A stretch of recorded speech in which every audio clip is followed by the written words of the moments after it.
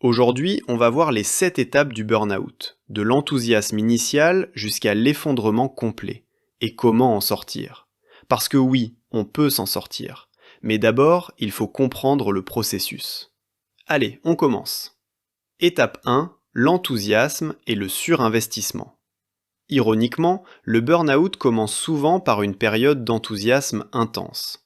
Tu commences un nouveau boulot, un nouveau projet, une nouvelle mission. Tu es motivé, plein d'énergie, tu veux bien faire, tu veux prouver ta valeur.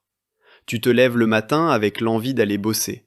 Tu arrives tôt, tu rentres tard.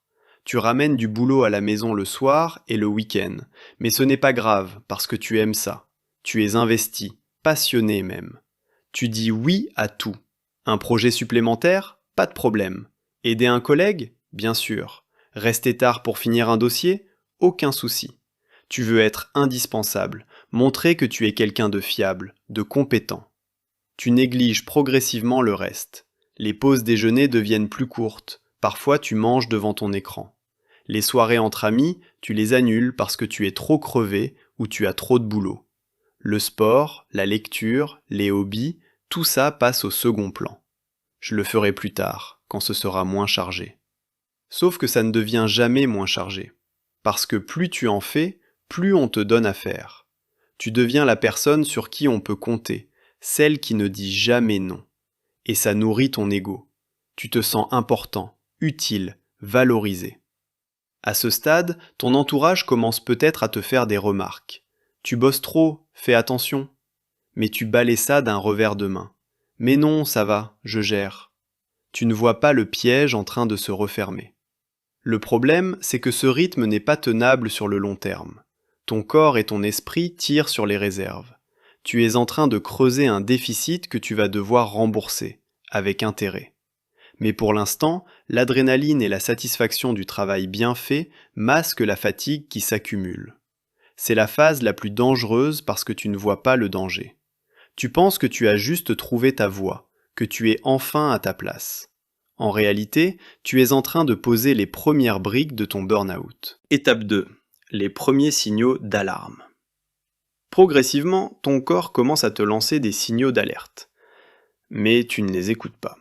Ou tu les minimises. Tu dors moins bien.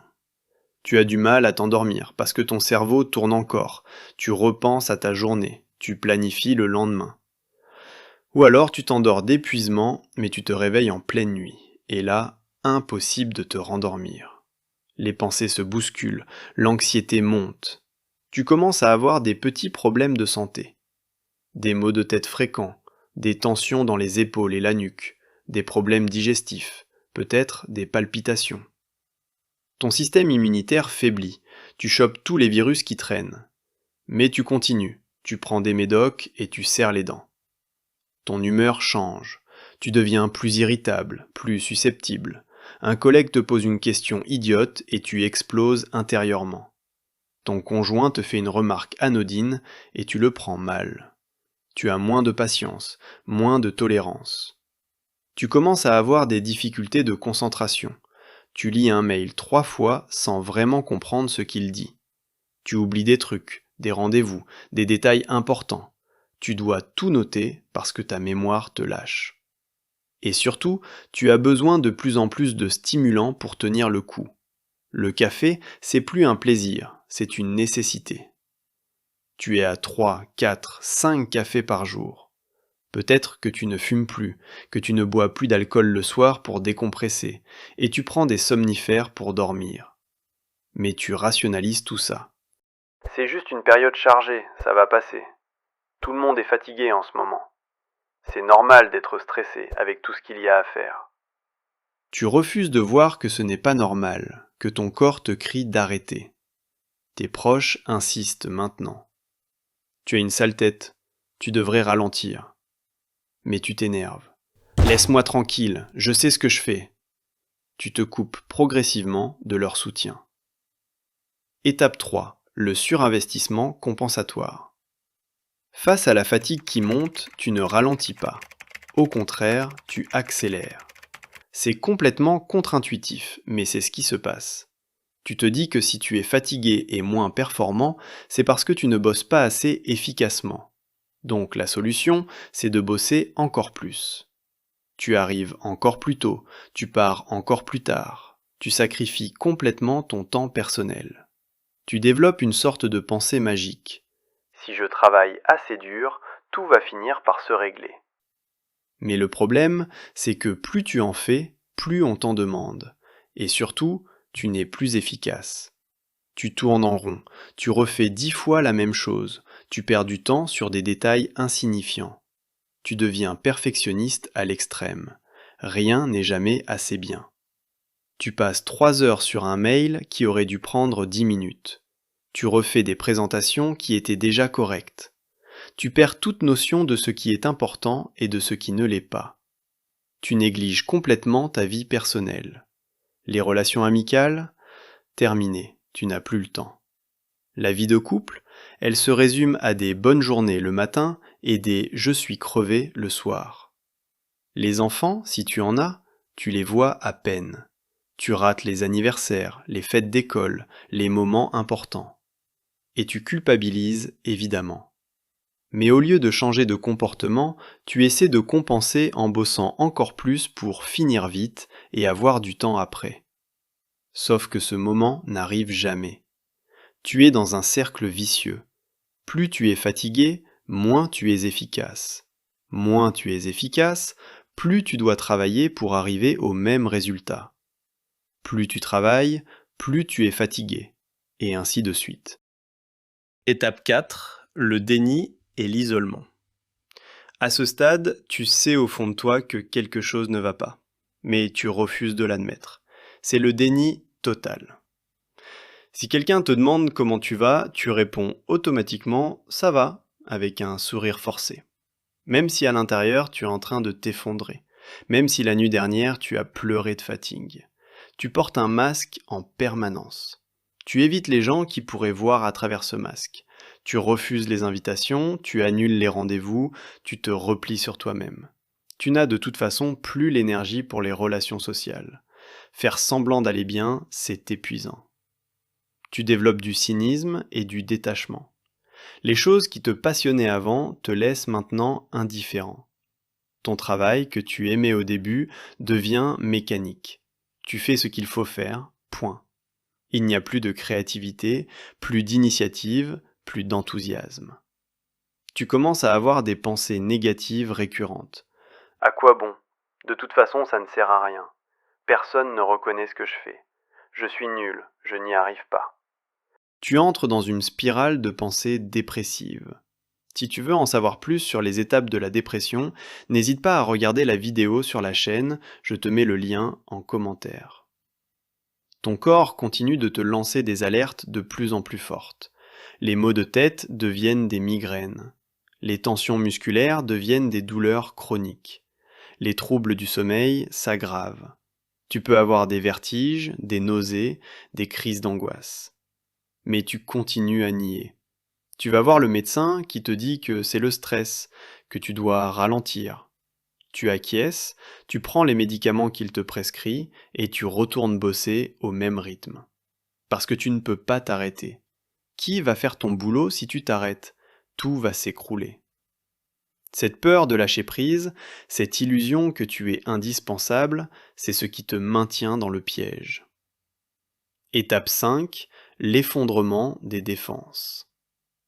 Là, ton corps et ton esprit n'en peuvent vraiment plus. Les défenses s'effondrent. C'est la phase critique. Physiquement, c'est la catastrophe. Tu peux développer des problèmes sérieux. Hypertension, ulcères, eczéma, chute de cheveux, problèmes cardiaques. Ton système immunitaire est tellement affaibli que tu es malade en permanence. Rhume sur rhume, gastro, infection à répétition. Tu n'arrives plus à dormir du tout, ou alors tu dors tout le temps. Je suis fatigué, j'ai besoin de dormir. Ton corps ne sait plus réguler les cycles veille-sommeil. Tu peux avoir des insomnies totales pendant des nuits, puis dormir 15 heures d'affilée sans te sentir reposé. Mentalement, c'est le brouillard complet. Ta mémoire te lâche vraiment. Tu oublies des rendez-vous importants, des noms de gens que tu connais bien, ce que tu as mangé ce matin. Tu as du mal à suivre une conversation, à prendre des décisions même simples. Ton cerveau est saturé. Émotionnellement, c'est l'anarchie. Tu peux passer du rire aux larmes en quelques secondes. Ou alors, au contraire, tu ne ressens plus rien. C'est l'engourdissement émotionnel total. Tu es comme un zombie qui traverse la vie sans vraiment la vivre. Les crises d'angoisse deviennent fréquentes, parfois sans raison apparente. Tu es dans le métro et d'un coup, ton cœur s'emballe. Tu ne peux plus respirer, tu as l'impression de mourir. Ou alors tu es au bureau et tu dois te cacher dans les toilettes pour pleurer sans savoir pourquoi. Tes relations sont au plus bas. Tu n'as plus la capacité de donner quoi que ce soit aux autres. Tu es irritable, désagréable, absent. Les conflits se multiplient. Certaines personnes commencent à s'éloigner, fatiguées de te voir dans cet état sans que tu ne changes rien. Et professionnellement, tu n'es plus performant du tout. Tu fais des erreurs, des oublis. Tu ne tiens plus les délais. Ta hiérarchie commence à s'en rendre compte. Peut-être qu'on te fait des remarques. Et ça ajoute encore plus de pression, encore plus d'angoisse. C'est le moment où tu ne peux plus nier. Tu sais que tu es en train de craquer. Mais tu espères encore que si tu serres les dents encore un peu, ça va passer. Étape 6, le mur, l'effondrement total. Et puis un jour, tu tapes le mur, littéralement. Ton corps et ton esprit disent « stop ». C'est l'effondrement total, le vrai burn-out.